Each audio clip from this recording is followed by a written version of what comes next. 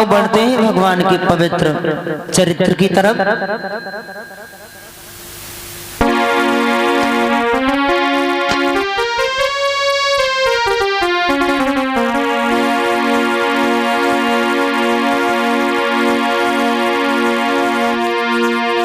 इधर गंगा जी के किनारे बैठे हुए व्यास नंदन श्री सुखदेव जी महाराज उत्तरानंदन परीक्षित जी को कथा सुना रहे हैं।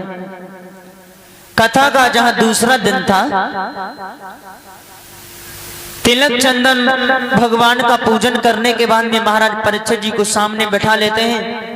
सुखदेव जी महाराज कथा सुना रहे हैं तो महाराज परीक्षित जी ने श्री सुखदेव जी से प्रश्न किया है, नाथ आप हमें बताओ कि सूर्य वंश में भगवान मर्यादा पुरुषोत्तम श्री राम जी का पदार्पण हुआ और चंद्रवंश में हमारे कन्हैया है, लेकिन प्रभु आप ये बताओ कि चंद्रवंश सूर्यवंश चला कहां से, इसका प्राकट्य कहां से हुआ। तो श्री सुखदेव जी समझाने लगे, सुनिए महाराज, चंद्रवंश और सूर्यवंश चला कहां है, जिसमें हमारे भगवान आए हैं। इतने पवित्र ये वंश हैं भक्तजनों। समझाने लगे श्री सुखदेव जी महाराज, सुनिए ब्रह्मा जी के हुए हैं अत्रि मुनि, अत्रि मुनि के हुए हैं चंद्रमा, चंद्रमा के हुए हैं बुध, बुध के बाद में पुरुरवा, ऐसे करके आगे वंश बढ़ता चला गया।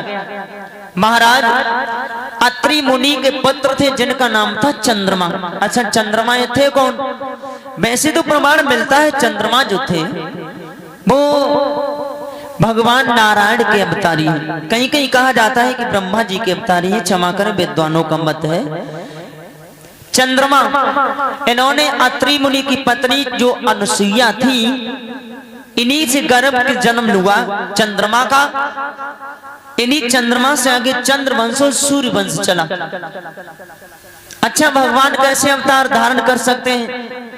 श्री सुखदेव जी ने जवाब दिया, सुनिए महाराज ऐसा हुआ था क्योंकि भगवान ने महात्मा अत्रि मुनि को वचन दिया था, क्या हम तुम्हारे आंगन में आकर के खेलेंगे। क्यों दिया था? क्योंकि ये उनकी पत्नी जो मैया अनुसुईया थी उनकी दया से हुआ था, जो उनके यहाँ भगवान आए थे। कैसे? ये मैया अनुसुईया कोई साधारण नहीं थी लोगों, वैसे प्रमाण मिलता है कि इसी पृथ्वी पर ही रहने वाली थी। कहाँ आश्रम बना हुआ था? चित्रकूट में।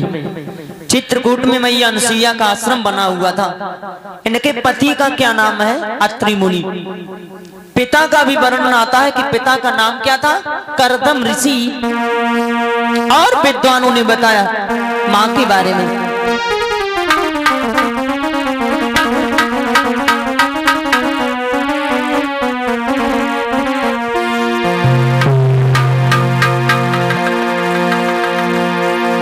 तो श्री करदम ऋषि की कन्या थी और उन अत्रि मुनि की नानी थी।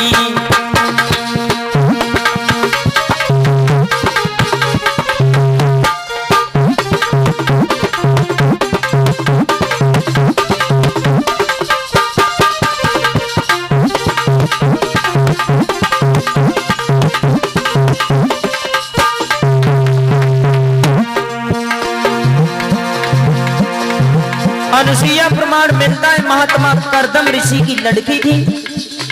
इनके पति का नाम था अत्रि मुनि। एक भाई और थे जिनका नाम आया है कपिल मुनि। सज्जनों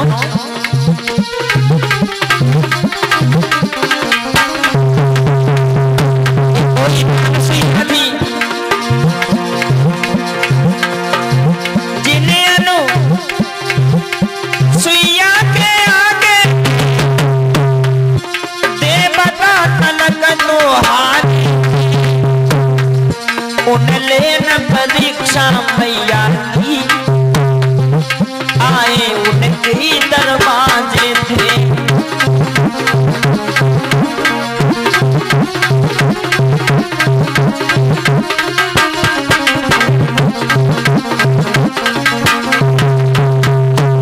अनुसुईया महात्मा अत्रि मुनि की पत्नी थी।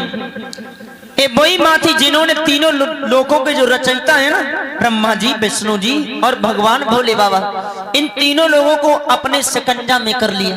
माताओं ध्यान दो, ये अनुसुईया आपकी ही तरह एक सुंदर, चरित्रवान और गुणवान नारी थी। एक बात और बताएं, ऐसा नहीं कि माताओं आप लोग अनुसुईया नहीं बन सकती हो, बन सकती हो, क्योंकि अगर आपका चरित्र शुद्ध है, आपकी आत्मा पवित्र है, तो ऐसा नहीं है। आज भी मेरी माताओं में अनुसुईया आज भी जिंदा है। वैसे तो विद्वान कहते हैं ऐसा कोई गांव नहीं होगा, कोई नगर नहीं होगा जहां एक यति और एक सती ना हो। जिस गांव में कोई यति और सती नहीं होगा, उस गांव को अधर्म के मार्ग पर जाने से कोई नहीं रोक सकता। हर एक गांव में एक यति और एक सती आपको जरूर मिलेगी।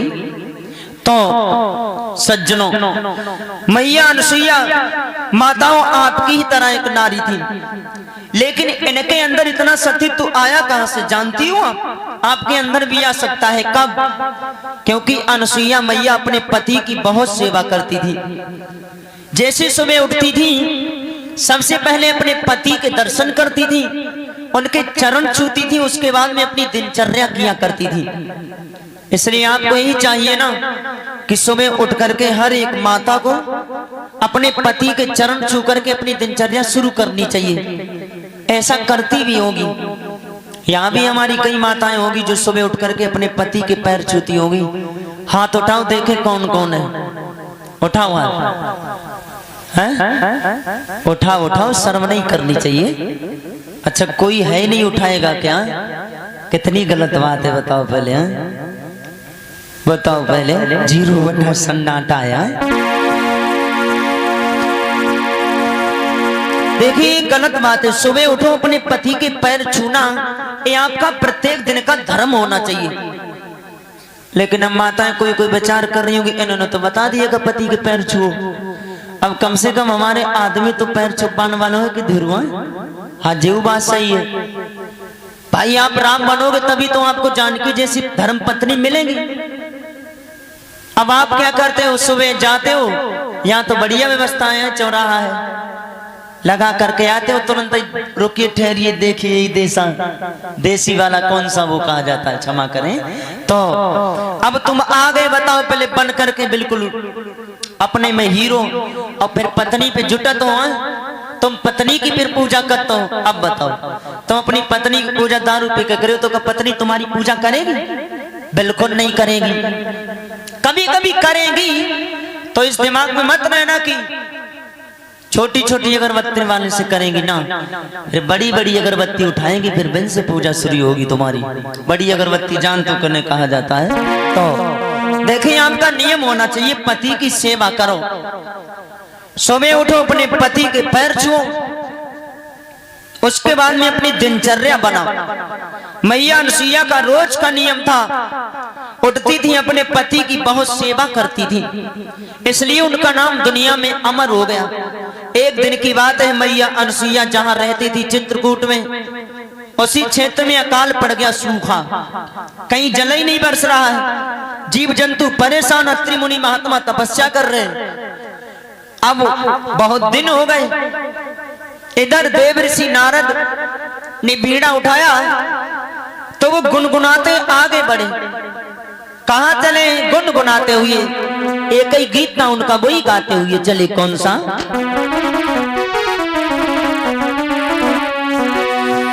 लक्ष्मी नारायण नारायण हरि हरि,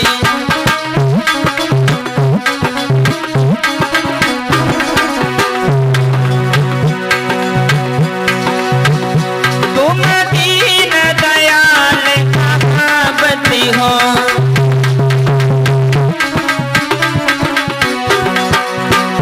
भगतन के बुलाए आवती हो।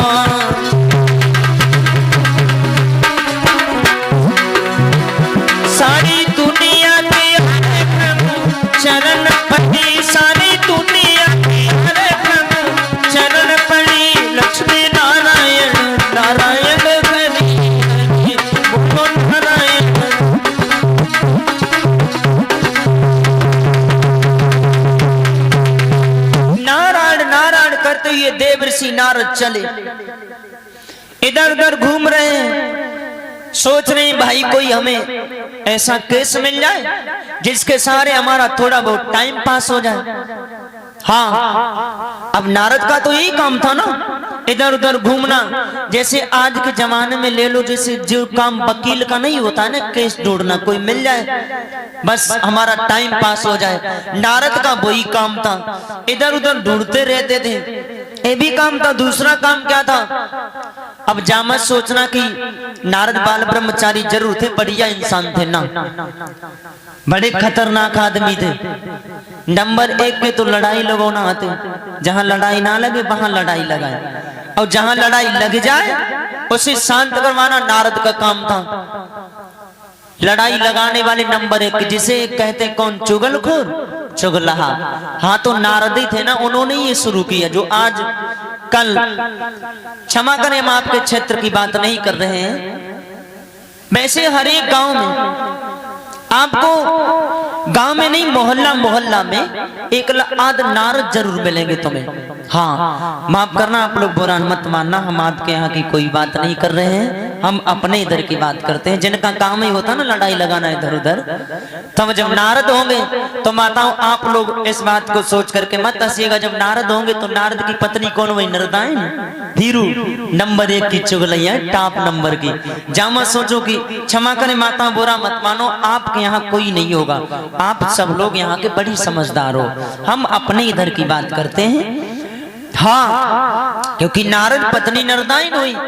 अब जैसे कोई मास्टर हो, पत्नी क्या कही जाएंगे? मास्टराइन तो कही जाएंगी, भले अंगूठा चापो मेरी मम्मी जी की तरह, नामो डार मानो पूरे मोहल्ला में मास्टराइन बजती हैं। हाँ, अब डॉक्टर हो तो उनकी पत्नी भाई डॉक्टराइन तो कही जेबे करें, भले इंजेक्शन को देख करके कम किलोमीटर नाप जाए तुरंत, यहाँ क्यों धीरू है। यानी कहने का मतलब हमारा है, पति के अनुसार पत्नी का दर्जा बढ़ जाता है। नारद एक ही काम, कोई केस मिल जाए। अब नारद चले, चित्रकूट में मैया अनसुईया के आश्रम के पास में खड़े हो गए। इधर अत्रि मुनि महात्मा तपस्या कर रहे हैं, आंखें खुली, पत्नी को देखा तो अपनी पत्नी से जवाब दिया, भामिनी हाँ एक बात कहना चाहता हूं। क्या? जवाब दिया अत्रि मुनि ने अर्धांगिनी अनसुईया से, भामिनी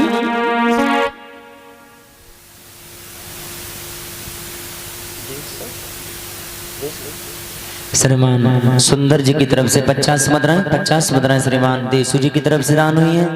परमात्मा सुख शांति प्रदान करते रहना, समाज में सम्मान बनाए रखना। प्रभु प्रेम से बोलिए सच्चिदानंद भगवान की।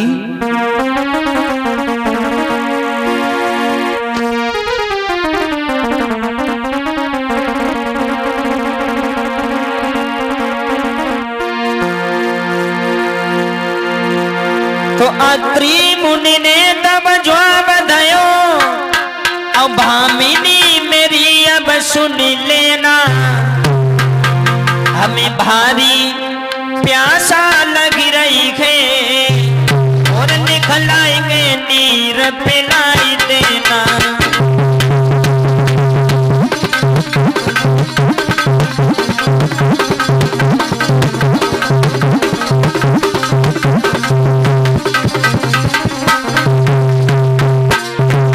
जवाब दिया है अत्रि मुनि ने, अनसुईया हमें बहुत तेज प्यास लग रही है, आप हमें थोड़ा पानी पिला दीजिए। जो पति के इतने वचन सुने,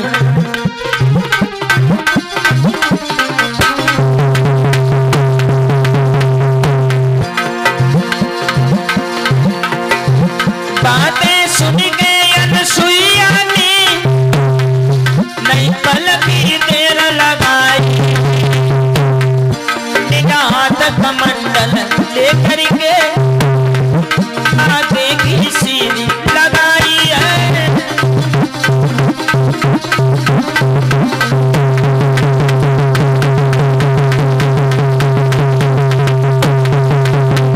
जैसे पति ने जवाब दिया, भामिनी हमें प्यास लगी, थोड़ा सा पानी पिला दीजिए आप। अनसुईया मैया ने कमंडल हाथ में लिया, लेकिन दिमाग में बात आई, इतने दिन हो गए पानी की बूंद भी नहीं गिरी हुई, जल कहीं दिखाई नहीं दे रहा, क्या किया जाए। लेकिन दिमाग में बात आई, अगर अपने पति को हम मना कर रहे हैं तो मेरा पति बर धर्म जा रहा है। उसी समय अनुसुईया ने कमंडल हाथ में लिया। हाथ में लेने के बाद में ऊपर किया, भगवान का ध्यान किया, कहने लगी प्रभु अगर मैंने सच्चे मन से अपने पति की सेवा की है, सपने में भी पराये पति के दर्शन ना किए हो, तो इस कमंडल में जल आ जाए।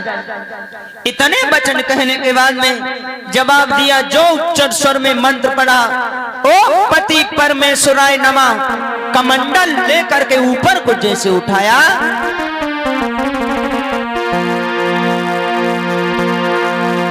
तो लेके लोटा धन में ऊपर को जब उठायो,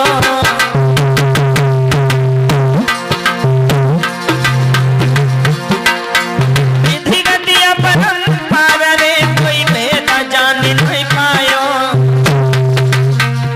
क्या हुआ? जैसे ही कमंडल ऊपर किया है, श्री सुखदेव जी समझा करके बोले महाराज परीक्षित,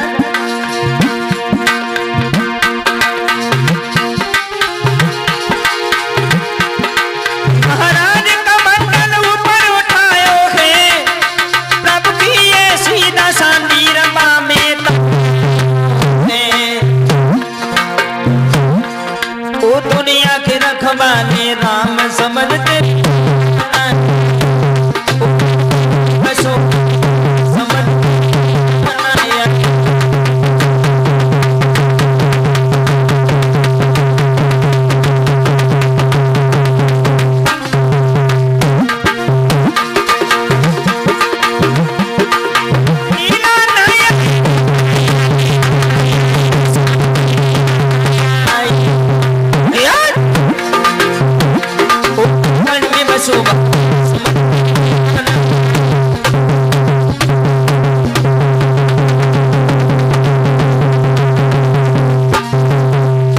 कमंडल ऊपर को किया, जल आ गया माता। जैसे पानी आया ला करके अपने पति को पिला दिया। महात्मा अत्रि मुनि ने पानी पिया, आत्मा तृप्त हो गई। और ये सारी कहानी दूर खड़े खड़े देव ऋषि नारद देख रहे थे। और जैसे ही नारद ने देखा, मन ही मन में कहने लगे, बाजी बा, हम तो देवलोक में ही भ्रमण करते रहते, अब मृत्यु लोक में इतना बड़ा चमत्कार हो रहा है। जरा सी नारी अपने सतीत्व के बल से जल अपने पति को पिला दिया। इतने दिन हो गए जहां पानी नहीं बरस रहा था, अब तो भगवान का नाम भूल गए देव ऋषि नारद। जय अनुसुईया कहते हुए वहां से चल दिए। अब नारद वहां से जय अनुसुईया का नाम लेते हुए चले, क्योंकि इतना बड़ा पराक्रम, इतना बड़ा चमत्कार अनुसुईया जी का देखा। बुद्धि में मात्र अनुसुईया मैया का नाम बैठा हुआ है। बीड़ा बजाते जा रहे, इधर क्या हुआ? इधर नारद आ रहे थे, उधर तीनों देवताओं की देवियां, ब्रह्मा जी की पत्नी मैया ब्रह्माणी, और भोले बाबा की पत्नी मैया पार्वती, और नारायण भगवान की पत्नी मैया लक्ष्मी। अब तीनों देवियां अपने अपने घर से निकली और आकर के बाहर बैठ गईं। अब जब बाहर बैठी, अब जब तीनों माताएं मिली तो बैठ करके बातचीत करने लगी। और जब ये माताएं कब को मिलती है ना, तो बातचीत तो ऑटोमेटिक शुरू हो जाती है ना। हाँ, वैसे एक विद्वान कहता है कि जब लो एक तब लो ब्रेक, अकेली रहेंगे दीवाने से थोड़ा बात करेंगे। विद्वान कहता कि जब लो एक तब लो ब्रेक, और जब भाई दुई तो खोदे लागी भोई, और जब भाई तीन तो बातें लाई पीनी, और जब भाई चार तो बादल उडारो। फिर देखो दुनिया की बातें मालूम पर रो, प्राइम मिनिस्टर, चीफ मिनिस्टर, प्रधान सब गांव में इकट्ठा बैठे हैं। हाँ, एक से एक बातें। अब माताएं तीनों इकट्ठा वही देवियां, बातचीत होने लगी। अब धीरे धीरे धीरे धीरे करके विषय आ गया किस पर? अपने अपने पति को लेकर के बातचीत होना शुरू हो गया। लक्ष्मी जी समझा करके बोली, अगर देखा जाए दुनिया में सतियों का नाम आया ना, तो मेरा नंबर सबसे पहले आएगा। लक्ष्मी जी ने इस बात को